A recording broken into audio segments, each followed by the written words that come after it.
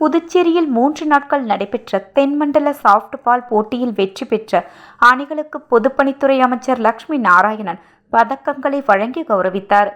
21வது ஆடவர் மற்றும் மகளிர் சீனியர் தென்மண்டல சாப்ட்பால் சாம்பியன்ஷிப் விளையாட்டுப் போட்டி புதுச்சேரி தாகூர் கலைக்கல்லூரி விளையாட்டு மைதானத்தில் கடந்த 3 நாட்களாக நடைபெற்றது. முதல்வர் ரங்கசாமி துவக்கி வைத்த இப்போட்டியில் ஆந்திரா, தெலுங்கானா, கர்நாடகா, கேரளா, கோவா, தமிழ்நாடு மற்றும் புதுச்சேரியின் விளையாட்டு வீரர்கள் கலந்து கொண்டனர்.